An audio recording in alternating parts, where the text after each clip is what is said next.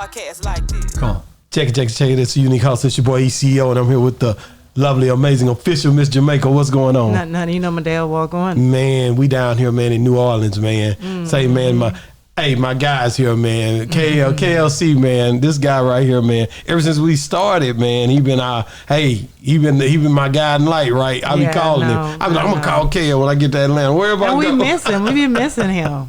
Man, thank you so much, man. Just a pleasure. It's an honor to be down here in New Orleans, man. No doubt. And in Peaches, man, this here place right here, man, has a lot of history. Man, got a lot of history, man. You could feel it when you come in. Like, I know it was another one, and I had talked about the walls. You know, they would paint paintings on the wall.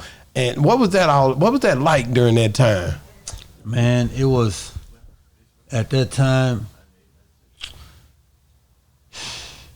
Certain things is hard to explain. Yeah, but it was special. It was special. It was special. Yeah. And the thing about it is that, like, this building, she owns this building. Wow. We used to be on base in close around the French Quarters before she came here, and she was leasing it. I think like she said the parking over there was terrible. It was over there. very terrible. And they would always try to boot y'all when they. Right. So she hated that. Right, and she do everything out of the benefit of her customers and the people. She always made it convenient for them. Yeah, and always. She wanted, like, she was definitely like when I talked with her about that wall, that messed me up. She was like, "One year, baby bought it the whole year." I'm like, "What?" She's like, he put up for it the whole year. He just had that's just how he is, and it's just the way the culture is down here about the music is something else too, because it's not just hip hop. You got jazz and you got all genres of music down here, man. Where people love the city. It's a party town. You know what I mean? Like, I seen that new video that y'all did. It ain't out yet, but Paco showed it to me. Run His Town? The energy, man, of that video. And the quality is amazing. The quality is amazing, but it's just the dancing. And the creativity. You don't get that in no other city, man. You just, that ain't something that you can't mimic it nowhere else. But that wall is for local only. That's it. No other artist can, as long. Oh, it's only for local artists. As long as she been having, and think about it, she had a wall for every spot that she was. Every spot. Except from this one. Right. It was 3 before this. I think it was 3 before this, because it was, after this one, it was the one on Basin. Then Gentilly. And then Carrollton. This is the fourth one. How important of a part did Peaches play as far as in the music? Which I know is important, but how, when you look at it from when y'all first started? Every artist's success came through this place. Every artist. Because she said that no other store did the hip hop. They wouldn't take the hip hop. They wouldn't. Because of the language, the cursing and all of that. Right. But did she tell you the store in Gentilly is where P found Mia. Right. That's what that I asked her about. But she didn't mention which store. Which store? That's what I was trying to get. So, and I told her, I said, man, she worked for Peaches as well, and they was like family. She said it's hard to get her story out because everybody is family. She ain't playing about that. Everybody is family. And she don't want to say too much because she's like, she want the people to tell their own stories. Right. So, but she did say that Mia was living with her for a while too. Yeah, because it's like one thing I could say is that anytime it was to a point to where the artist had success and they kind of fell on hard times, she gave them a job at her store.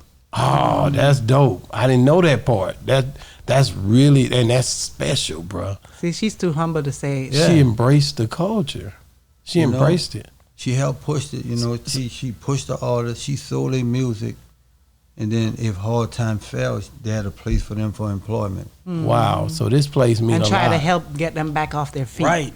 I know. Definitely. Because she was saying that, because a lot of y'all were just young kids who didn't know how to market yourself, didn't know how to get the music out there. She said she would send a lot of the records to the big labels to get, them to sign y'all. She would do everything to try to make sure. And she did say that. That's dope, man. Like I said, that ain't and that's God. Like I told her, man, you got to be special to be able to keep those relationships going. Was it BG? She said she sent his. Yeah, she sent his too. She said she sent his. He say all of them like that. If they dealt with her, she was gonna try to help at the utmost. Is what I'm hearing. Right, and she when it came down to her situation, she dealt with P and Baby hands on. She don't go anything that was dealing with no limited cash money. She talked to the two bosses. They didn't want to go through nobody. They told her, no, you don't talk, you talk to us. Wow. They wanted to make sure she talked to them. Right, because they know how instrumental she was in, the success, of the artists and those companies. That's amazing. Yeah, that's definitely amazing. When you think about, because you guys on tour and y'all being down here, how was it last night? Let's talk about it a little bit. Because y'all back at home, man, and that's something. Right. And the turnout was, they sold out. Of course. Because to say they sold out and they have all of this going on in the city. Like I said, they have the Jazz Fest. Okay. That's something that the people been waiting for 3 years since COVID hit in 19. Everything was shut down. This is like the reopening and let you know, okay, we back open for this. Really? And this the first one? This is the first one. Wow. I didn't know that. That's the first one. This is the first one. Yesterday was the official first day. So it made sense for y'all to perform yesterday. Since y'all are from here. But look how it fell in. It fell in, and to me, I wasn't concerned, but I was just thinking about how the numbers may be because it was supposed to be last week. Okay. But that changed because the Hornets made the playoffs. Okay. So when they made the playoffs, their home game fell on our tour date. But it makes sense though when you look at it from a jazz festival perspective. Yeah. And so you get more people to come out because people are already booked to come out for the jazz festival, and then y'all are here. How do they do that though? Like far as ticket sales and stuff, when they have to push something back or move something, how did they just tell them? No, they just do a reissue and just let them know that the date has been rescheduled. It's been rescheduled. Tickets are still good, but it's for this date. But that sucks for people who are flying in just for the show. That part.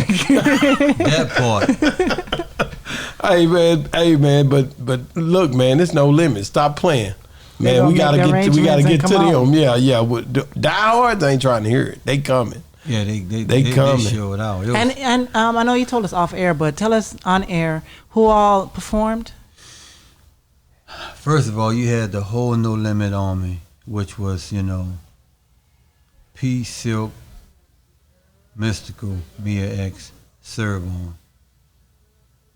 And then you had and Fiend. Mm-hmm. And then you had Juvenile. Okay. Who brought out Nelly. Mm-hmm. I know it was he said down. Snoop. And Mac as well. Mac. And then you had P who brought out Keith Sweat, Snoop, and Keith Sweat, Snoop. That's a hell of a roster already. I know. Yeah. That's a hell of a roster. I know, but he missing some. So who did he brought out? Keith Sweat. He brought out Snoop. Oh man, they gonna come to me. I forgot. Don't worry about that. Let's move on. But that must have been an amazing show. Now, everybody did such a great job, didn't they? Yeah. Everybody performed and did a good. And because it wasn't no one or two. So Snoop did like 9 records. It's in New Orleans, so at the end of the day, 9 records. Snoop did like 9 records, and Nelly did about 4. Wow, that's a hell of a time. That's a hell of a time, man. You guys, man. So being back home, when you come home, what's the first food you go get? Whatever they have at the house. But sometimes it be based on Mystikal because I could wait till I get home. But you like, man, I gotta eat now, man. And wherever he want. And whatever he ever tastes of, we just go there. So there's no food that you don't normally cook at home, or like when you somewhere else that you like, man, when I get home I gotta eat this because all the food is different. Like in Jamaica, you know, like I love seafood, but like when I buy like my red snapper and stuff like that, here it just tastes different from when I go home. Because when you go home, you get it so fresh. Right. Well, it's kind of it changed since my son left us and went to Dallas. Yeah, straight up Dallas, Texas. That guy in Dallas, man, and he loving it, right? Yeah, and he's a chef, so you know he normally be cooking stuff. But now you got to pull it together. Well, I really don't have a a certain thing that you love. Nah, it's just whatever they have there. But see, like he's right not picky. He's not picky. No. I'm picky as ever. I know. I don't play. It's gonna be something here. I gotta have that. You know, if it ain't but a simple burrito. Right. But I really don't have a favorite spot because everybody in New Orleans know how to cook. Yeah, that makes it hard, right? So when we went to the Harrah's, the casino. Yeah. You got to go there. We stayed too close to it not to go. We was right there, and we just walking and just checking out everything. Man, people were walking everywhere. That Jazz Fest, it had people just coming and going. And I told him I wanted to go down Bourbon Street, French Quarter, all that around, but he was like, nah. They walk out the casino with the drinks and everything. Like that's not normal. You like can do that here. You can't do that everywhere. Bourbon Street is just off the chain. And Paco walked out with his drink when we took him. And that wasn't even on Bourbon Street. Yeah, but I was like, "What are you going?" And he's like, "Nah, we do that all the time." So here. is it I'm everywhere in New Orleans you can do that? Yeah, that's just here, man. You gotta understand, this city is like they will ticket you for driving without a seatbelt on, but it's legal to ride a bike without a helmet. And you can drive down the street with an open container of alcohol and all of that. As long Not while driving. Not while driving. I'm just checking. Right. But you can walk down the street with it. Okay. Because I noticed even when I went to Walmart had, I don't even know how liquor stores even survive. But Walmart has like Walmart all got the liquor stores and everything. I mean, like vodka, everything. Just think about this here. Any retail store, anything that's on the corner that sells something, don't have alcohol. So. Has alcohol in it. Every time. Pharmaceutical and all of that. That's crazy. In Dallas, it's not like that. Of course not. What about Sundays? Do they don't sell on to 12? So no. We don't have no time. No, we don't have no alcoholic, no alcohol. They stop at curfew. 1. They don't. It's wide open all the time. 365, 7 days a week. It's not like that everywhere. Alcohol anytime. You know how some places like they don't sell it on a Sunday. That's right, Texas. Go right now. It's the Sunday. You gonna get anything you want. Bourbon Street is wide open. Hand grenades just all through that place. Wow, man. So, what other cities are you guys hitting? Like, are y'all done with the tour, or is it going? Hell no, they about to expand it. Also, it's steadily pushing more and more. Yeah, it's just because the request. And then some of the cities we're gonna resurface because like Dallas. Oh yeah, I know we're gonna do Dallas again. It's gonna cut people don't want it because everybody can get to come. But let me ask you a question. Okay, so we have No Limit who is perform. So when you go to all these other cities, do you always bring out other people other than No Limit to perform as well? Sometimes what they'll do is they'll find whoever the hottest local artist in the city and give them an opportunity to open. And what Mia does is that every city she go to, she finds their best dancers. Okay. To perform with her on stage. That's good because we always would talk about how people come in to the city wherever you're performing from out of town, get the bag and leave, and not really help anybody there. Mm-hmm. But that's a good way of showing love to the people in the city and helping them get a bag as well. So I like that. And sometimes what P do, depending on how big the event is, like when we do the Make 'Em Say record. He would get like one of the local high school bands. Okay. To come and perform the record with him. Wow, that's big. And I know that inspires the heck out of them. Yeah. That's crazy, man. So how far is where you grew up at from here? I'm not from here. This whole strip is like you could take this street and just pretty much ride it to the end. Cause this street goes a It's far long. way. It's very it goes, and when you go from this street to my We're on street, Market. you're gonna Magazine, go I here. mean. Magazine is cross street. Right. You see Napoleon, Yeah. the street that goes that way. Right. You ride down, and when you pass that up, when you get to like Napoleon and Ferret, that's the 13th ward. That's where BG and Baby is from in the high school that me Okay. and Baby first met. Not Okay. the high school, the middle school. Middle Okay. school. Is where me, Baby, BG, Mystikal, we all went down. Yeah, I middle went to school. that school. And when you go further down, that you leaving, because that's the 13th ward. And then when you go further down, you're going to drive into the 3rd. Yeah. And that's the area of Wade, the No Limit P, the Magnolia Project, Calio Project, Melphamine Project. And that's when... How different is it post Katrina? Like how different is it? It's definitely, it bounced back. That's what I was saying. But it bounced back. You say better? Yeah, definitely. But it still have some places that that need to be straightened out. Straightened out. Yeah. So when you go down through some of those old neighborhoods, you still can tell the damage. Oh yeah, because a lot of people when it hit, when they was forced to move out, when they got to where they were, they decided that, you know what, we ain't gonna go back. Yeah. Did you ever see it after all that damage coming back the way it is now? Hey man, let me tell you something. A friend of mine works, like he's a big deal at the he works at the like head security of the state capitol building. Yeah. So when Katrina hit, I was able to go there when it hit. Wow, when it hit.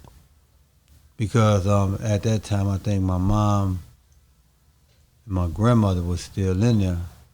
But the thing about it was, when we went, we had to go on boats. The highest place where we was able to go, we had drive. We was on the bridge, and when we came down off the bridge, we had to get on the boat to maneuver through the city because the water was Too up high. Mm. And so people were still living in certain places. Yeah, certain places that set up high. Set up high, they was able to stay. Yeah, That's what I was always right. I was wondering, because like I was telling him yesterday, when we were driving down the street, you know how some of these buildings have like the upstairs with the balcony Right. and stuff? And I'm like, when a hurricane come, if you upstairs, does the water don't get up there, dude? No, Does no, it? no, It no. don't get that high. No. See, Okay. the city of New Orleans is built like a bowl, like this here, right? Okay. Just say if this is ground level, Mm-hmm. the further you get into the city, It goes down. it goes down. Oh. And that's why. Mm-hmm. That's why when sometime when the weather be bad, how the water just sit. Yeah. Mm-hmm.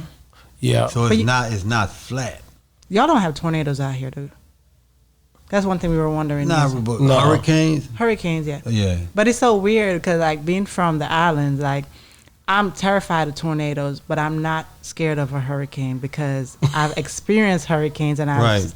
been there, done that. You know, it's not like y'all, because you know how, for some reason, it does seem more terrifying for over here in New Orleans because Right. when you see it on TV, but like in Jamaica, and I live by the sea. Right. Yeah, right. by the But sea. it's so crazy that, okay, when I experienced it, we didn't stay at our house. You batting all the glass and all of that Right, stuff right. like that. But I just went up the street. And when we went up the street, the sea, I could still see the sea. Right. But while the hurricane, because, the winds change after the eye of the hurricane. Right. So, like, say, the wind coming back from here. I was outside standing in front of the house just watching zinc flying and this flying and that flying. And then when the wind changed, you just go to the back of the house and stand up outside looking at everything. Right. Like, But so, you- for it's a me, game, right. it wasn't... And they had it the didn't thing, seem y'all could that- close your house off too, right? Not really. You're talking, Yeah. But you know that what's- batten down. But you know what's so different is that like hurricanes it's every year. That Yeah. we have hurricane seasons Every year. That's how Jamaica is too. The minute would it hit like August when the heat hit. All the way back till like, is it like September, October? Till October, November? maybe? Until it start cooling off. Yeah. That's when it stops When it for us starts too. cooling The off, same- that's when it settles down, because the hotter the water is, Yeah. that's when it gets bad. But people be trying to leave, like the news be pop. Sometimes they'll say, and the older people, I used to trip off the older people because they don't care. They be like, we staying it out. I hear that a lot of times. But you got to, because then, like, you know, they'll Somebody tell over people there in starts Jamaica. looting your houses right, and they'll stuff. tell people in Jamaica, y'all try to get to higher grounds, but some people do leave, especially if you live by the sea. Right. But some people like, no, because all it does is give people opportunities to break into your house and steal. Yeah. Right. So people be staying there with their shotguns, making sure, like, come on, I'm ready for you. Right. The mole heads. But listen, they have this like that here too. But the difference is that, like, we just had a tornado here like last month. Oh, so you did have one. But that was like the first time to where it hit and everybody was like, damn, look. Oh. To where it was actually in the city. You could see Did it it create touch down. damage? Huh? Any damage? Yeah, it was just like in the ninth ward. And like in the lower ninth ward. It hits sporadic. It never hit like. That's the part that I'm scared. That's the reason why I'm more scared of a tornado, because when it jumps and you don't know, and if you get caught in it, that's it. You're done. Like, how are you going to escape from that? Well, just think about this here. Now, just imagine this here. Like, something like that,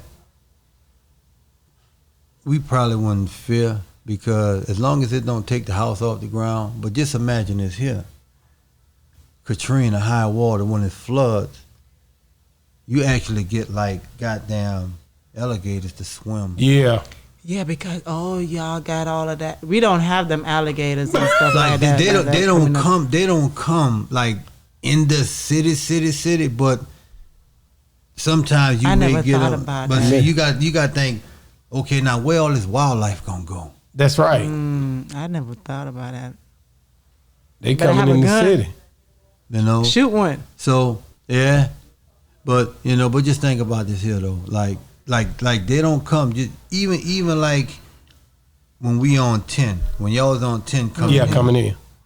See, when that water rise, see, after the last hurricane that we had, that's all you saw on the side, dead alligator just all through that. Boom, boom, boom. Wow. And there's a lot. I noticed because I was telling them when we were driving in, I'm like, dang, these people got a lot of bridges.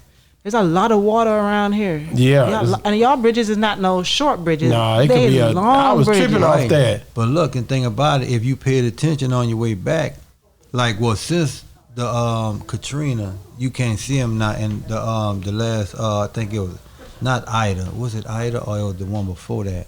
Mm-hmm. If you were to drive, like when you get on a spillway, Mm-hmm. and you could look on the side of these bridges, they had homes people actually set up. Really? Yeah, they're not there now though. But like, who would want to live so close to the? It's dangerous. But they've been living like that for years. How can you talk though? You know already in Jamaica they do crazy. But see, it's That's a different different. when they call like Cajun. Like when you live and they have people that live like. You ever seen an episode of this TVC called The Swamp People? Yes. Yes. Like that's for real. Really? Yes, and it's not far from here. Wow, that's crazy. Like you in the like people have actually homes in the actual the Swamps. And they deal with the alligators and all of that stuff, because the alligators down there in them swamps. and they don't film. They don't fear them. But you know they come here. That's why I was saying like when with the tornadoes to where like if when one hit, we know how catastrophic this shit could be. Yeah, yeah. But by no one really having been affected to, they like, God damn, look at that shit. To where it was like the first time when they actually saw it, you know what I'm saying? Yeah, yeah. So it was more of you know, a first time thing. To where when you hear about something, and then the first time you've been hearing about it for years and years, but it's the first time you actually Seeing it. see it. That's crazy. Let me ask you this, man, just about the music a little bit. Talking to Paco, man, this dude is special. You know what I mean? Yeah, yeah. And but he's ready. He thinks he's ready, but he said when KL ready to get, do it, we're gonna pull the trigger. Pretty much is what he was saying. Mm-hmm. But he's like, but I know it's good. I said, how you know, KL? Nah, I don't have to hear it from you. He's like, I know the music. I know the music. He loved the music, man. So how did you and him link, and just give me the spiel on that? When I was introduced to Paco from a guy that I work with. Okay. As a matter of fact, his name DJ Don Juan, and Big Fest. Fest he passed away, you know, so rest in peace, Fest. Rest in peace, Fest. Yes, and him and Fest was real. I think Fest was dating his sister or something. Okay. But Don and Fest knew of Paco. And I think we was working with Paco, but I think Fest knew that because he passed from cancer. So I think we started working with him. But I think Fest knew like his time was short. Wow. So him and Don kind of brought him in with me. So we both all could work with him. Yeah. And so when he brought him in and I heard him, and that's how I pick artists. It's like, if it's something that I've never heard before, that's all I need to hear. Yeah. Mm-hmm. Well, yeah, because you also have Soulja Slim's sister. Right. And with her, you hadn't been with her for a very long time, have you? Well, put it like this here.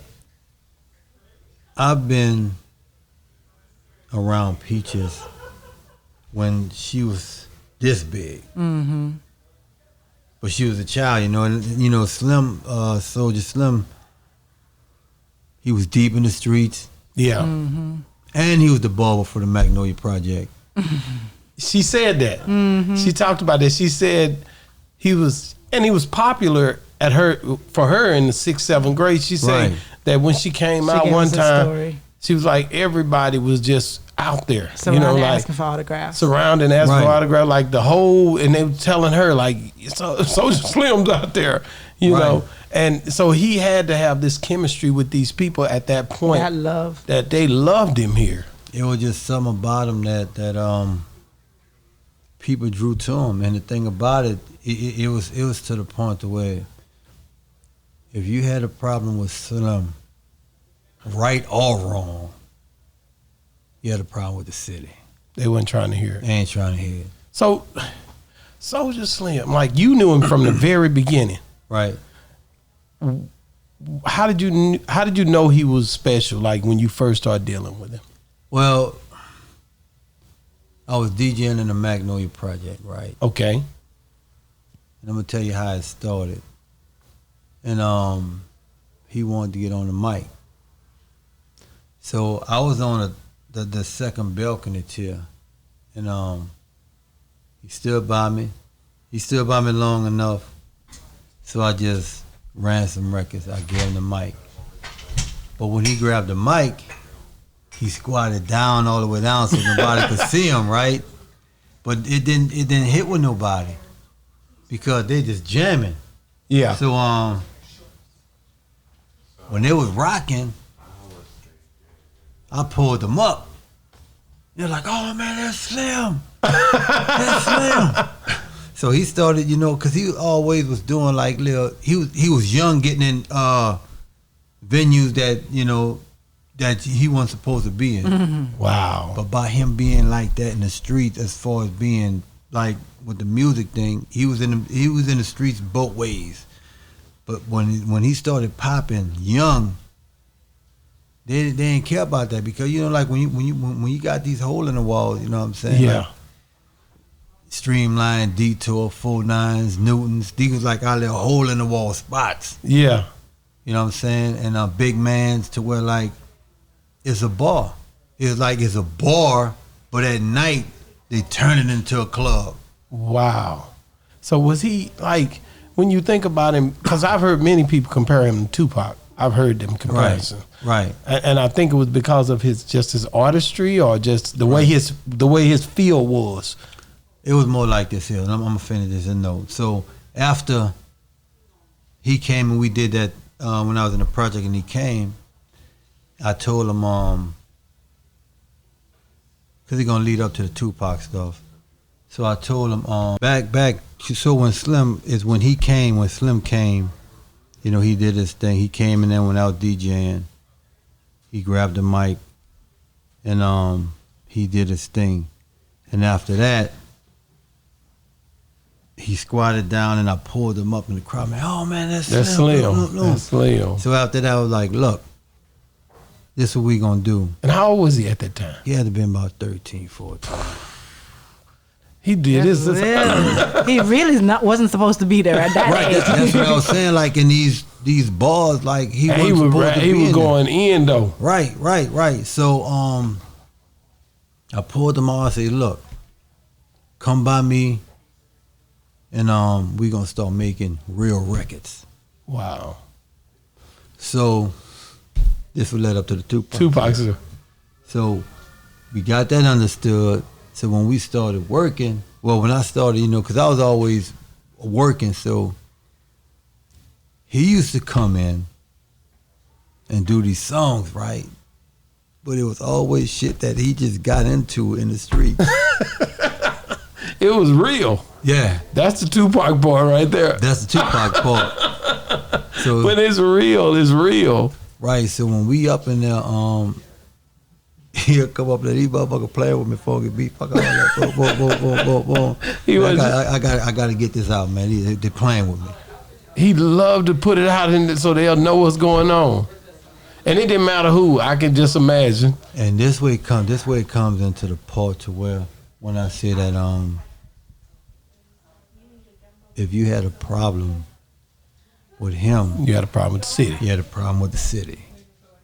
That's crazy. Like when you really think about like the way that his era was, because this is an era. This ain't really just not like these are times. You know what I mean? Right. Like when you look at the time that he had, in the new, because was it during the same? It would have been the same time that was it before the Cash Money movement, or during the Cash? No, this was before. Before. I know when you met him, it was before. But I'm saying, did it lead up into it, or because it was a lot going on down here, man? It led up to this here when he and I started putting like his tapes and records out, right? Yeah. That was right before I met P. Okay. So even before I met P, Baby came at me. Man, what y'all gonna do with Slim, bro? He wanted him. Yeah. So me and Baby talked. So I bought the idea to Slim at the time, and I was just letting him know, man, because at that time, we were still local. I'm DJing in clubs. I wasn't making that kind of money, so I had to do a couple gigs. Yeah. You trying to make sure you keep it going. Right. So I told him, like, look, man. As a matter of fact, I bought it to him and another artist that I had named Reg. Like his name was, he was slugged up nigga. Like his whole top and bottom all gold teeth. He wasn't trying to hear it. Right. So him and Slim was tight. Yeah. Tight. When they came in the room, you knew it. Yeah, because it was like with them, like, see, when them two get into it, and the people on each side, they had to tell it, look, whatever's going on with him is me and him. None of y'all can tell me shit about him. And he said, the other one, like, none of y'all can tell me shit about him. That's how tight If I'm going to talk about him, I only have that right. Y'all don't. Wow. That's because they holding it down in the city. So that's how it was. But I told Slim one time that Baby came at me for Slim. And he like, look, Funky B, fuck all that. I'm going to be out here hustling. And you do your thing, and we just gonna put our money together. If we gotta put that shit out ourselves. I don't care how long it take. He just liked just the feel of having it going himself. Yeah, with you and him. He just wanted me. He wanted me to do it. Period. He wasn't trying to move. He wasn't trying to move. So when the situation came with P, I bought him the idea because that's when I started bringing. When I got with P, before we came back down, when I started bringing all of the artists in that I had. Yeah. He was gonna be the first one. Why? When I went up there to California. And Slim was on some, look, man, Funky B, look, man, if this nigga ain't paying us no money right now, fuck it. I'll wait till you get home, boom, boom, boom. But it just, in that process, when I went up there by P, he was getting into some shit, so he wound up having to go he had to sit down and do some jail time. How long did he stay in jail? Man, he was always in and out. Like, he'd come in, do a few years, come out, do a few months, go do a day or two, That's do another a week, thing like Pac. come out. Same thing. And then boom, boom, boom. So when that time when No Limit finally hit, I told Pete, man, I'm bringing him up here. He was like, man, look, If you bring him up here, he's gonna be your responsibility. He know already. You don't have to babysit nobody. Right, but when I finally got Slim up there, and him and Pete met, He had never met him? Pete knew of him, but he hadn't met he him. never met him. But see, Pete and Boz, the red dude who be with Pete, Yeah. him and Slim cousins. Okay. You know what I'm saying? So when I finally brought Slim up, him and Pete instantly became close. And when Snoop came down, See, that's all these making sense, right? see, Right. when Snoop came down, Snoop was the first one that he clicked with. Automatic. Because when we got on the road,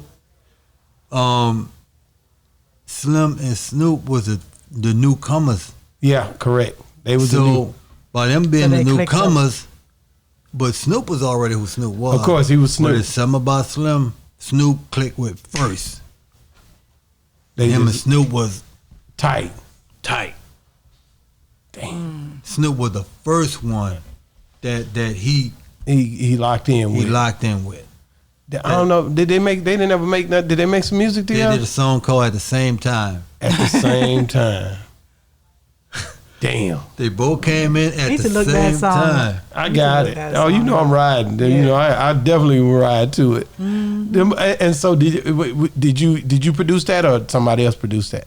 I think I did. Yeah, Yeah. I think I did it. Yeah. I think I did it. What song did Paco talk about yesterday that you did not realize that KL had done that beat? That one was it Young Greatness? No.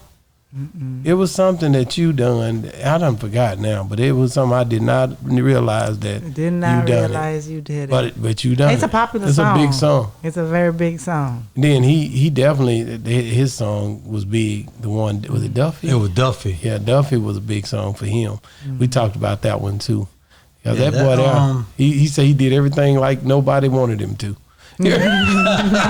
Everybody was against the way everything they told him not to do. That's what he done. Yeah. But see that be the ones. See, you have to be freely with artists to let them be them. I don't sign if I see an artist and I want to sign them.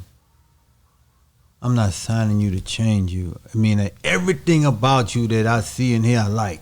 Yeah, So when you come in, we could just work. I don't have to worry about telling you now you need to change this or do this and do this and do this and do this. So it's like when I hear something in an artist and I see them, it's nothing about them I want to change because that's what I'm looking for. wow. Well, wait a minute. Now I got to call Yacht on that. The only reason I got to call Big Court. Now this when they was young. Now see this the Look at young that KL. look. Well, This the Hold young on. KL. You see that look?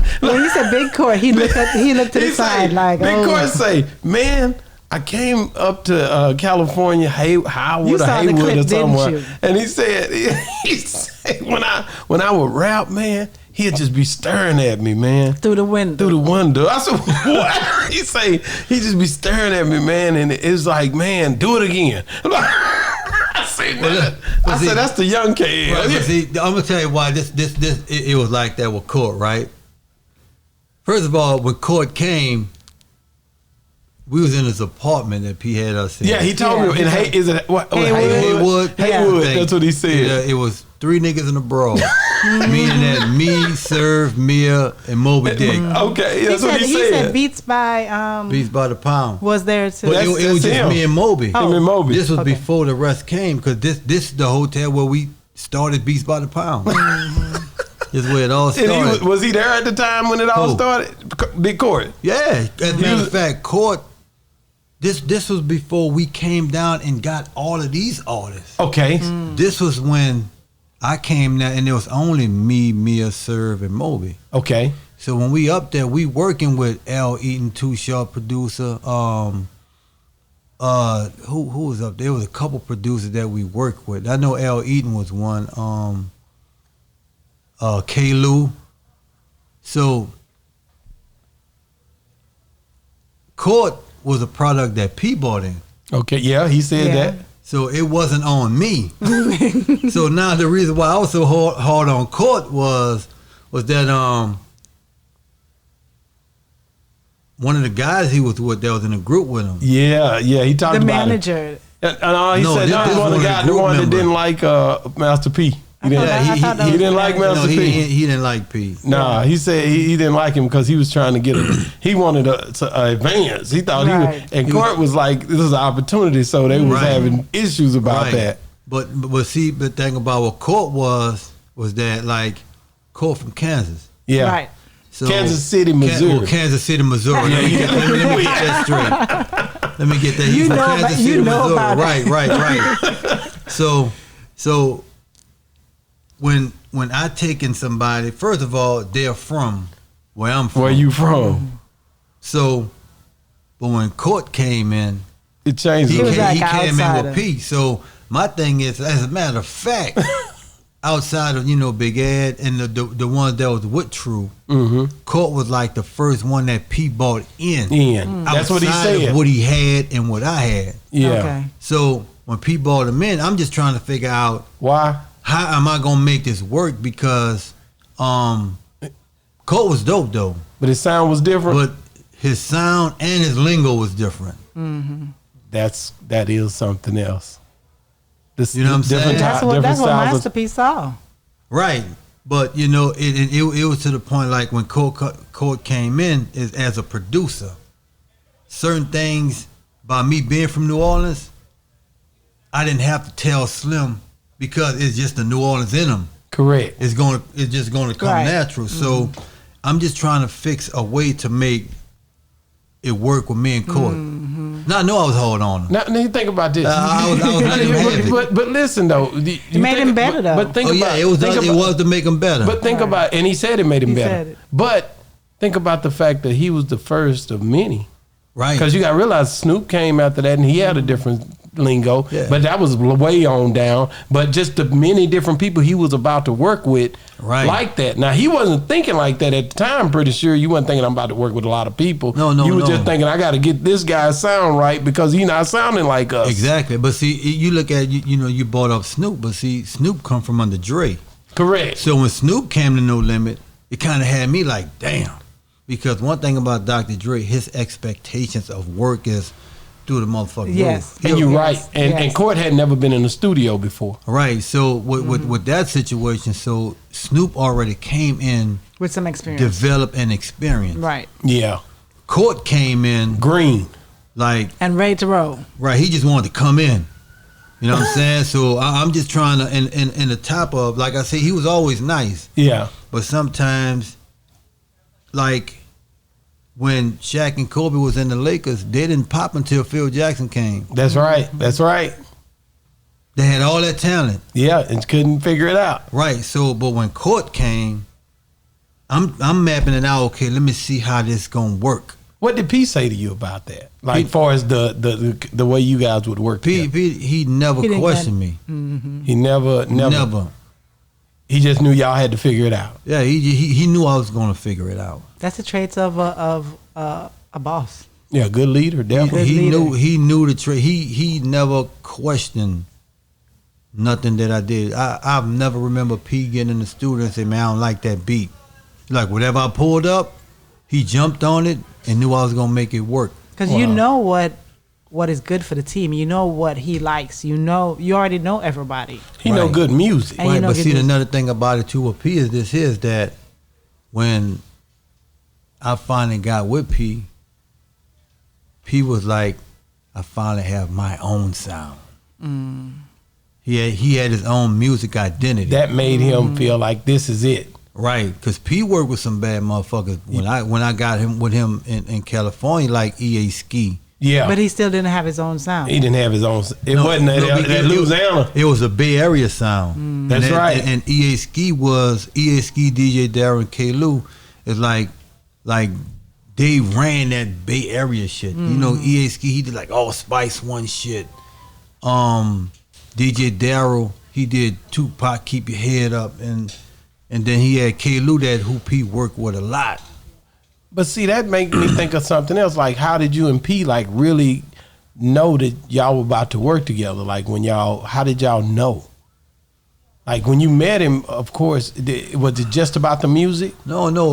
Man, when I met P, It was in Atlanta at the very last Jack the Rapper convention. Okay. Pete, it goes back to Mia. Okay. When Pete came, when we was up there, he came down to New Orleans, and he went to Peaches record in Gentilly. Okay. He bought a lot of CDs. So when we came and went to Atlanta to work and promote and trying to shop Serve demo. Yeah. And that's when that big fight broke out with Luke. Yeah. Mm-hmm. And Death Row. Yeah. So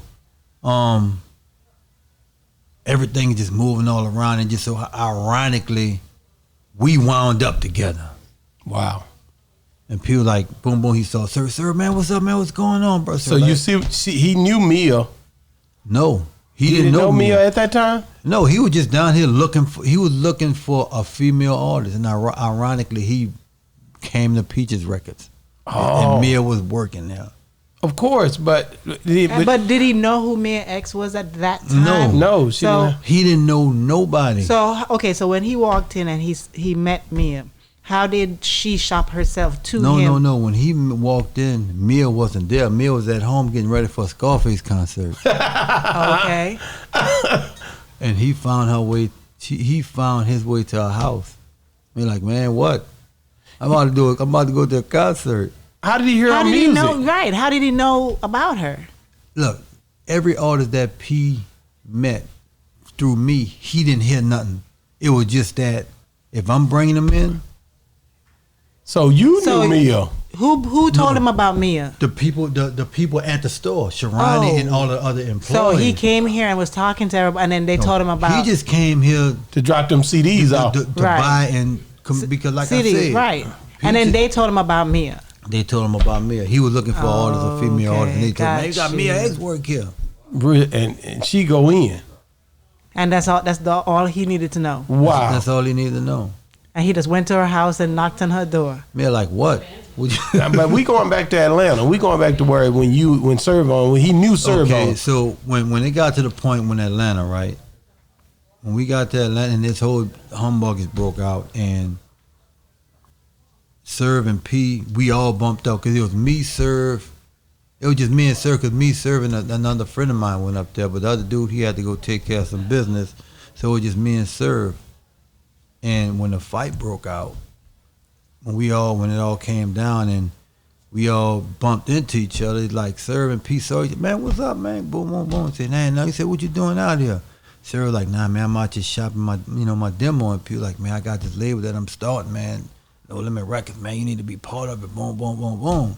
See, he haven't heard nothing from Serve. Yeah. It's just we up there shopping some shit. He just linking with him because let me tell you how it tied in though. So Serve, and when he bought these CDs, right, he had to listen to them. So that is one album. And he asked Serve, man, do you know the dude who did the beats on this project? Serve started laughing and he was like, what's funny? He said, yeah, him, which was me. Yeah, you right there. So he asked Serve, well, man, look, man, you need to be part of this. What I'm doing, man, I'm telling you, man, we about to pop, we about to blow. And Serve was like, well, if my DJ can't come, which was me, I was the DJ and his producer, don't worry about it. So he looked at Serve. He looked at that CD with them beats on it that he bought from this artist, which was one of the groups that we wind up signing on No Limit anyway. Yeah. And he looked at me. Oh, okay, fuck it, come on. He want to make that move. He got to have everybody. And that's loyalty, though. I love that. And the only time I went up, the only reason why I went up there is because I've never been on the West Coast before, and I never flew on a plane. That's the only reason you went? Yes. That's dope. Not even for the opportunity. Well, he was thinking about flying on the plane. How old were you at this time? I had to be about what? 19? 21. 21? Around that, something like that. 21, 22, something like that. But, it was like, that was the only reason why I went. Mm-hmm.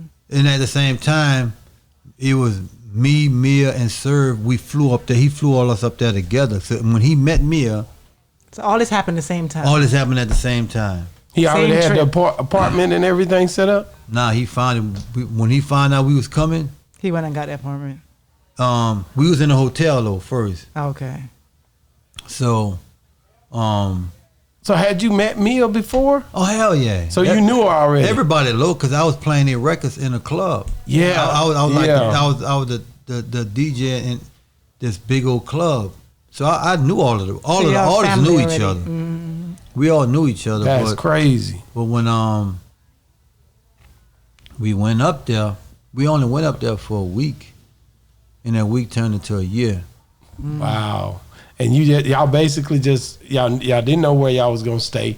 Y'all just kind of went to a hotel and just stayed there, and then Winging it. Winging it. Yeah, they're young. We only went up there for a week to work on some music that he was putting his compilation out on. Okay, which was Down that? South Hustler. Okay, that same one. Yeah. So we went up So there. that's why Court come, because he's Right, trying to. he was on that project. He was on that Right. project. He had a song, RIP or something. Right. Yeah. So within that,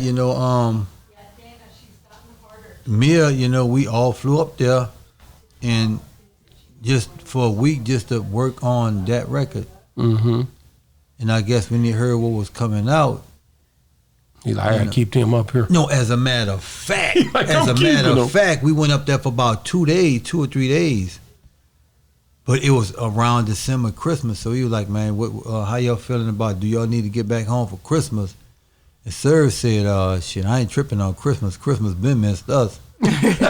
So we was up there for about a week. And I had to come back because I had to go to court. So when he found out about, man, I may have something here, Mm-hmm. that's when I think he started looking and found an apartment for us to stay up there. Wow. Did you ever get homesick? Nah. You never did. Nah, but the thing about it, what it was by us being young, I was just enjoying the moment of just being in California, and P introduced me to, like I said, DJ Darryl, K. Lou, and mainly EA Ski, because EA Ski was, Who was doing this work? yeah, EA Ski was big. You got, like I said, he did all Spice One stuff. He was working with Q, Short. He did all of this work with these Bay Area, Ice Cube and MC Ren, Ice T. He worked with all of them. You know what I'm saying? Wow. So, and the thing about it was, when I was DJing in the club, bounce music is huge, and Spice One was the only record that wasn't locally that I was playing in that club with bounce music that, if I changed the pace of it, it wasn't going to affect nothing. Wow. Even though it was a different sound. So, when we got up there, for them 2 days that turned into a week, that turned into a year, you know what I'm saying? And, thing just started, he just wanted to come back home. Wow. When you think about the fact of, okay, you start talking. So he came back home after how long? After us being there for a year. A year. And Yeah. then when you came back home, because you had to go back again, how long did you come home for? No. When we came home, we was home. You're home. That's when he was like, man, he was more like, man, I'm ready to go back home. Did y'all came to New Orleans? Did y'all go to Baton Rouge? Where did y'all go? No, we all came back to New Orleans, but at that time, he wanted to be in Baton Rouge because he really didn't want to be in the city. In the city, it was just going to be too much. Yeah, everybody, when he moved, it was Right, so he wanted to be kind of outside the city. In which Why did he want to come home? He just missed home? I don't know. And the thing about it, when we came home, he said, man, just leave all that shit. Just take the equipment. left the apartment fully furnished. All of that. He just left. We just left. All of that. He said, just take your clothes and equipment. Fuck all this other shit. We about to go back to leave. How Y'all just love home. We look, this is how we left. He woke up. It was like 2 a.m. It was like he came in and said, "Come on, we about to go." He said, "Just get the equipment, y'all clothes, and we out of here." Wow. And you didn't even know what he was talking about at that time. No, it's like we said we going back home. You know what I'm saying? He said we're going to the city. We going to New Orleans. Okay. But the thing about it that, you know, just imagine that you just getting up in the middle of the night and said, come on, let's go. We ain't never coming back. Did you feel hurt? Nah, because I he really about that work. I know he ain't worried about that work, that working. But see, the thing, I really didn't establish no friends there though. Okay. He was 'Cause working. you were working so much. Right. And that time, during that time, they was putting out a lot of music. They was working, and at the end of the day, what did it help coming back to New Orleans because of the feel? Yeah, but see, when it came back, that's when everything started popping. So I was able to bring in the artists. Yeah, That's when I came aboard Soulja Slim, and y'all just left. Mac, Fiend. Y'all Mystikal, left and Big all of Court. these The Big Court didn't come with it down here. He went back to Kansas because he said it. he went Kansas back. City, Missouri. Right, Yeah. Big Court went back. But the thing about it was, I didn't know how that situation was going to play out because, you know, when Court and I worked, and I had to tan his ass in the studio, but it made him a better It made him artist. better, yeah. He said you was looking at him, so you just be staring like, do it again. Yeah, like do it again. Because it's like when I was working, is that when artists are artists, I listen for pronunciations. Mm-hmm. I was listening for making sure, even though it could be some street shit, Yeah.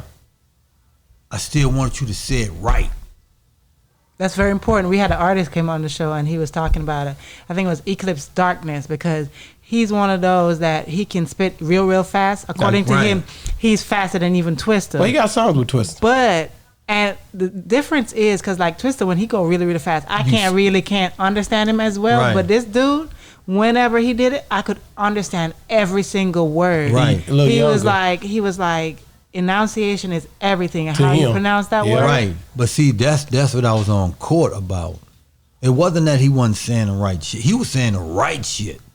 But I wanted him to say it to where when a motherfucker hear it, They understood. they heard it, they heard it and understood it the first time they heard it. Yeah. Mm-hmm. But it was just more of me coaching court about being a better artist of your product. Him being an artist of delivery and saying it. I just wanted him to say that shit right. Which is understandable. You know, like the thing you gotta understand, y'all was doing something that was gonna change. It swayed hip hop in a way, you know, Right. like and one thing I always wondered was like I always was in my mind I wanted to put Cash Money and No Limit together Right. more than what I was thinking it. Right. It seemed separate, but I'm like, damn, they right there. They you could tell it was family. You knew it was respect. Right. I knew it was respect. I didn't have nobody to tell me that, but I also knew that it was not the same too. I could tell that as well. Because it was obvious, you know, even everybody in the city, even us, Yeah, we always figured and try to figure out like if No Limit and Cash Money would have worked together, let alone even touring. that's what I was saying. It never even been a tour or nothing. I was always wondering It why. never been a tour or nothing. And y'all from here, like But why you not gotta come realize together? Juvenile on the ticket now. Yeah. Juvenile on tour with them right now. Nobody is Juvenile. And Mystikal done been kind of back and forth. yeah. both sides, but it's just more like right now. It's just more of like with Juve, it's just that nobody is committed. Like even though it's a No Limit tour, nobody is actually committed and signed to this company no more. Okay. Is everybody we are coming together to do to this. do it. But so each artist is their own boss now.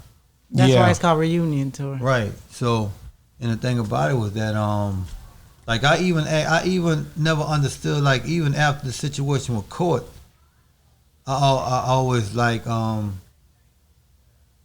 I think I asked P about it one time about when we was moving, and I asked him about Cool. it was CCGs then. Yeah, of course. You know what I'm saying? I asked him about the group, and he was like, well, I don't know, because I guess one wanted to stay and the other one didn't. Yeah. So it was just, That's what it was. He said that. Like Right. one they wanted advance, okay? Right. And but they didn't have nothing. And he because say this is opportunity. That's what he kept telling me about Right. that. But the guy didn't like P because of he was pressing him for an advance, or trying to get something out of it, Right, up front. Right, and even at that time, it was like P had money, but I don't know what the company had. Like that's what artists and people fail to understand. It's like if I made all my money personally on another business and I decide to start another business like a record company, don't count on my personal money. You just look at to where the label is at right now. I heard this one thing with Shaq and Bill Cosby said when their children told him, "But Daddy, we rich." He said, "No, I'm rich." Which is true. It's 100% true. I'll help you get there. I'll help you get to where I'm going. But I'm rich. Me and your mama rich. Yeah. Y'all not. I remember Mystikal seemed, like I said, I think I said this before, he seemed independent somewhat. But then it seemed like he was with No Limit. But it seemed like he was no independent. In my heart. I don't know if that was true, but it seemed that way. Like he wasn't with No Limit all the way at parts of his career when he was first starting. Well, it like when he first started. Because I know he went to the military and all that, but it just seemed like it was like he was, like it was going 2 or 3 ways for him. Well, it's like Mystikal started out with me. Me and Mystikal was working together since like 87, about 88, 89. So you remember him developing that style? Yeah, when he always had that style. Yeah, always. It was different, and that's the point. That's why I said when I take in the artists, have to be something that I've never heard before. He was totally different than anybody else that I'd ever heard at the time. It was something different about the way his cadences, and it just gave you a feel when Mystikal would rap. Mystikal is a huge James Brown fan. You can hear it. And you can see it. You can see it when he performs. So the thing is that he is a performer. He leave it all on the stage. He leave it all on the stage. Every time. Every time. He leave nothing left. Wow. I like I said, when I first heard of him, it was this military thing. I was like, this dude is something different. But at the end of the day, I could not get past this dude's lyrics and the way the way he made you feel when you was in the club or whatever. Right. It was totally different than everything else that was going on during his time. And that may be why I couldn't put him in a group in my mind. This had nothing to do with, because you got to realize during this time, we young. Right. And I'm just a dude that hear him, and I'm just out and I'm buying CDs. I'm buying from places like this. He gonna stand out. Just put it like, just look at it like this. As dope as Leaders of the New School was, you only remember Buster. Yeah. That's the only one I remember. But I remember the Leaders of the New School. Oh yeah. But Buster was the one that was. Well, I know all of them. I know you know him, but I'm telling you, I just remember how he was. He was different too. Everything he did stood out from the rest. And see, that's what it was. And like, well, Mystikal, like, Fiend was the same. Like they have these Fiend. You look at Fiend and Mystikal, right? Shout out Fiend. I talked to him on the phone, bruh. They have a voice. They have a voice to where when they speak, it gets your attention. It gets your attention. And Mystikal, like, the way you hear him on the record, yeah, that's how he talks on a regular conversation. He having a good time in life, then. I'll tell you that much. He having a great time in life. Life is good for him because this nigga is energetic as ever you want to hear on a song. He give it all. And that's how his conversations are. Well, he got to. You ain't going to sleep. Oh, hell no. I would love to have a conversation with him. And the thing about it is that he will last as long as you ask. Wow. The more question you ask, I can imagine that interview. Right. Yeah, I'm gonna get it. The thing about it, that's like when we go do performances. He got a lot of songs. He don't leave until the last person with an autograph wants sign. He's all for his fans. Yeah. So he doing this every show. Every show we go do venues. We be the last ones to leave. He work him down. When we leaving out, they sweeping the clubs up, they picking up the trash and blah blah blah, like, and everybody is out and like, everybody good. All right, he will not leave until That's every amazing. last autograph. What did he say coming back to New Orleans to perform last night? Oh man, You see what I'm saying? Because it's a difference when you come home, man. I just keep thinking about coming home. But see, it's like this here. Just we do things here and there at home, right? But to be in a $20,000, $17,000 seated arena sold out. That's so much See, love. it's a difference when, kind of like when you marketing and promoting a record, right? The key to it is this here. When every DJ drop the needle on your record at the same time. Not just, I have one playing it here, and when he died, and when he done with it, later on somebody else gonna start playing it. But see, when they put the needle on the record all at the same time, you have everybody listening at the same time. Wow. That's what you want. Yeah. And coming home to the city and doing that, yeah. Is it any, like, I know you got a lot of relatives, but is it any, like, older people that's still around here that when you come home, you're like, man, I got to go by there and check on such and such? Oh, it's always like you see what I'm saying? Yeah, because you're at home. Because most of the time, like with me, it's like everybody's always at my mama's house, which my mama's house was the family house. Yeah. Then everybody started. Yeah, that's it. Moving on their own, but they always come back there. Okay. So when I come home, that's like the only spot that I go to because everybody who I grew up with still there. So when I pull up, or we coming from the airport. And I just swing by my mama, everybody there already. So I could kind of meet everybody at one time. Wow. So the family get to see each other. Right. And nephews and all that. They there. Right. Man, that's got to be nice, man. Because, man, that's something you can't make a mama something. It's something about mama. I lost mine early on. But to have your mother and be able to go home and stuff, that stuff is so important. And it's dear to me for sure. Mother's Day are hard, right? You know, when you think about your mom, from my perspective. Yeah, and it's like, and it's ironic that you said that because my auntie just passed like 2 days ago. Wow, sorry to hear that, man. You know, it's something. I got aunties like right now. That's all I have. I have our condolences. Yeah, man. Thank you, man. My auntie Terry. And it's just ironic, like despite she was your mom's sister. Yeah. Wow. Yeah, and the thing about it was that despite, my finance and the money that I have, right? Yeah. She always used to call me, Craig, you all right? I'm like, yeah, you need some money.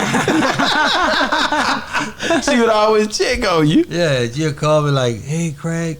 And it'd be more like, because I ain't going to lie, though. I don't reach. When we see each other a lot, but I don't normally be the one to pick up call. Yeah. You busy. Right, so when I come around and they all by my mama, by the family house, she'll be there.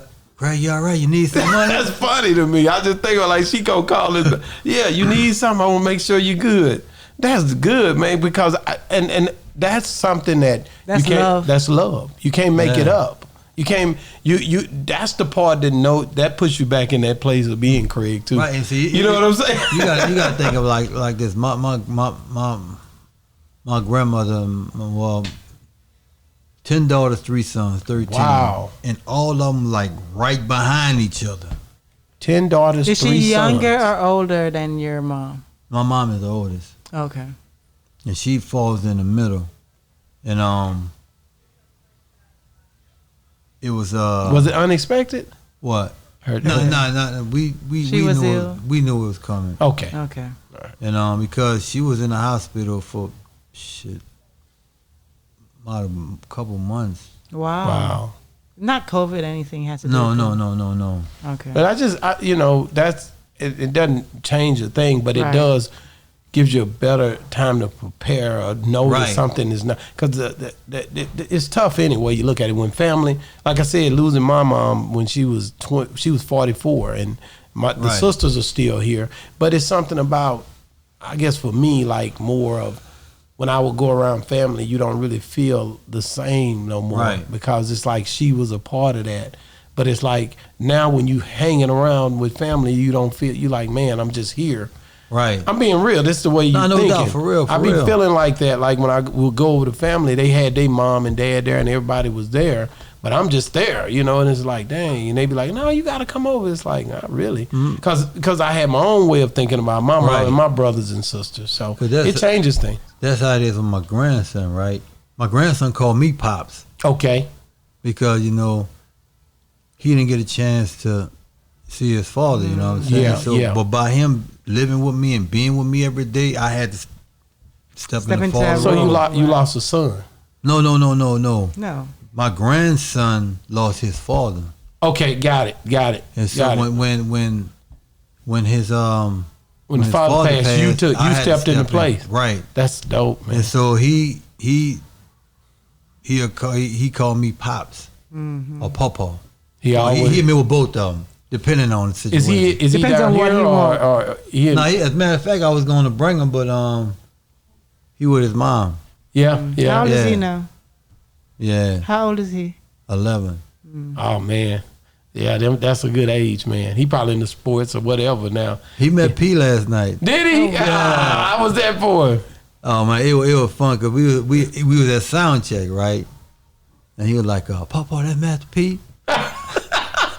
And I'm like, "Yeah." I said, "You want to go meet him?" He said, "Yeah." So I brought him over there. He was like, "I say, P, my grandson want to meet you, bro." He like, "What was that, Leon?" Ain't nothing. And like he was like, "Man, I can take a picture." I'm like, "Yeah." So he took a picture, and he was like, he said, "I want to ask him something." He told me he wanted to ask him something before he took the picture, though. Yeah. And he took the picture, and I said, he wanted to ask you something, bro. So after they took the picture, P said, "Oh, so what you wanted to ask me?" He said, "Nah, that's all right." I like it. Did he tell you what he was going to ask him? No, he didn't. Oh. He just, I'll wait. Yeah, he's like, I'll wait. I'll wait. The timing wasn't right for him right then. See, me, I'll be curious. I'm like, okay, whisper and tell me, what were you going to ask him? One day they'll talk about it. Do y'all fish or anything? What do y'all do? He'll tell me about it, though. Is it like, do you guys fish or do y'all do, or you ain't got time to fish? What do you hobby, KL? I don't know. What's your thing? You playing golf? And I stay on the golf course. See, that's what it is. And I don't do it, though. You don't do it. I need to be out there caddying or something. I've been staying. I bought my house in 99. As a matter of fact, I bought my house in 99 on Martin Luther King birthday. Oh, yeah? And I've never been on a golf course. And think about it, Fiend go golfing. He'll get on the course, right? He'll get to where the whole way my house is. He'll stop on the course and leave. Come to the house. So you he stay on the golf course. So that's good living. They on the golf course, man. And don't golf. And don't golf. But he on the golf course. You know what I'm saying? Then when you think about like, oh yeah, that's the picture. See. Look at him, boy. He proud too. You see, he proud. He ain't playing no games. He proud. Oh, look at that smile. He like, man, I made it, man. It made this here happen, man. That's because you got to think about it, man. Going to school and stuff, man. Them kids, man. Kids talk a lot. Don't let them fool take you. That picture and show all his friends. They talk. Even if you don't show them, they talk. Man, my pawpaw, man, we was at the concert. They talk just like us, but they had their own way of doing it. You know what I mean? Right. And it's funny because my 14-year-old, I know already. I be listening to him. He don't never talk to me like he talk to his friends. So I sit in the living room sometime and just listen at him. How he talking, to his friends and playing the games and stuff. You do that sometimes? We know this hell. We trying to figure out what he thinking about. Yeah. Have you been to a moment where he said something like, I can't believe he said that? It's been times that I be trying to listen. I'm gonna be honest. What I'm listening for. Is he a follower or is he a leader? That's what I'm thinking about. That's the only thing I'm kind of trying to really figure out. As far as the grades and doing his stuff, I know he do his stuff, and then he's like an introvert, right? Right. He don't really tell us nothing. Like he quiet. He don't talk like us. We talk. He don't talk. He ain't trying to let you get in his business. He talks with his friends. Yeah. That's it. Yeah. And we are not cool. So you know what I'm saying? We are not cool at all. So when you leave? What's the next city for the tour? Mobile next week. Well, hey, that's dope. That's where your boy, Honeycomb Breeze is from. That's a different area. Mobile next week. Well, you gotta let us know when you're coming back to Dallas, because we have to make that show. Yeah, we coming to the show. No. That next time we come to Dallas, we gonna show out. We gonna show up. And I'm kind of mad and I'm upset because it wasn't my fault, because I didn't want to promise somebody to come and I don't have nothing. Correct. You got to know what's going on. Right, because if I would have known, because last time in Shreveport, it didn't go as far as the passes. Yeah. The passes were different because of where you guys were at. It was where we were and how it was handled. Yeah. Because it was from a different promoter. Got it. Man, so, I just, like I said, I'm going to get to catch one up. I already know I got KLC. I don't have to worry about it. At some point, it's happening. Man, it would have been so dope, man. I know, to see that lineup, though, that's the part. Yeah. I want to ask you about your DJing, because DJing go hand in hand with the producing, because you've been doing both the whole entire time. And you went from records to cassettes, cassettes to records, cassettes to CDs, and then now it's software. Right. So what procedure are you using? And in my mind, I'm thinking people going back to records. I don't know why I think that, but in my mind, I'm thinking everybody can go back to records. But record sales are increasing now. Correct. So how explain to me the transitions. It's a love-hate situation. What was your thing? What was your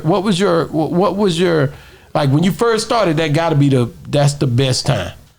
Always, because when you first start, like in the era to where everything that you've done, you earned it, and it made you appreciate it. If somebody gets something right now and they lose it, I'm mad, because they didn't put no work in to get it. That's like as a rapper now, being an artist. It don't cost shit to make a record now. No, I don't. Even back then, and I always say this, even back then, when you were being bootlegged, you still had to spend money on jewel cases. You had to spend money on and pay somebody to press up your CDs. You still had to buy, if you wanted like little sleeves to sell it, you still had to spend money and work. Now you don't have to do that. So right now, in this era of rap right now, if rap, the way rap is right now, if it was applied to how it was then, a lot wouldn't be doing it, because it's so much you have to put in to do it. Yeah. Because right now, it don't have a value. It's so easy to do, to where you could just jump in it and, like, if I don't like it, man, I ain't fooling with this, man, because you didn't spend nothing. Yeah. The value of making a record and doing this costs nothing, so it's easy for you to not take a loss, because you didn't invest nothing into being it, unless you're a CEO and you putting in all of this money trying to make this artist, and if it don't work, it's the CEO walking with the loss, not the artist. Right. Because you didn't spend nothing in it. And then you could leave and just go try it somewhere else. Like right now, like back then, we actually had to spend money to where $75 to $100 an hour with a 3-hour minimum. With a 3-hour minimum. You're not gonna come in the studio for 45 minutes or an hour. You can come in, but you're gonna pay for 3. Now, if you're only gonna use 45 minutes of those 3 hours, that's on you. Yeah. But you're gonna pay for 3. You got to pay for 3. Yeah, they do the minimum. Like, they had to do that because, like, studios really wasn't making no money, to where, like, you coming in for a session for what, 45 minutes, when somebody wanted to book 5 hours and you only gonna have 45 minutes within that time, they like, nah, I'll look for somewhere else.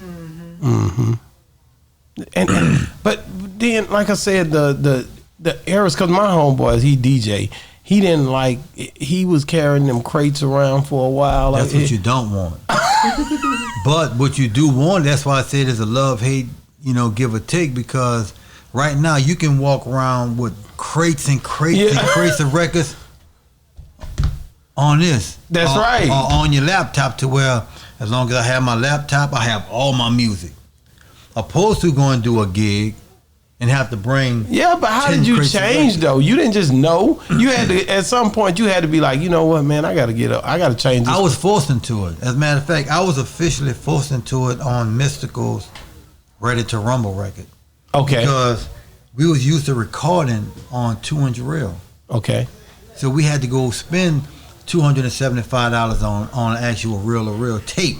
Yeah. Not the machine, the tape. So I called Jive Records. I'm like, hey, we about to start the recording on this Mystikal project. Y'all gonna have to send a budget or send some advances down so we can start buying the tape, because they're gonna own it. Yeah. So if you're gonna own it, you're gonna have to pay for it. So when I finish, I could give it to you. To you, yeah. So when it came to that, and they were like, Craig, Kel, you don't have Pro Tools yet? Ooh, and when they said that, and that became the standard of how they working and recording. What did you think? You're like, man, I ain't got no Pro Tools. I don't know nothing about that. Right, and that was the whole point. I have to learn a whole nother way of recording now. You try to, and then you had to go try to figure it out. I had to. Did you call somebody? I called some people, and then hey man, you know, I'm having to get on this Pro Tool. I don't know nothing about this, man. I ain't really do it that way. It was only a few that I was able to call, but you know, they was always busy, so I had to trial and error. I couldn't get them when I wanted to. Yeah. So I had to go through the trial and error and learn it myself, and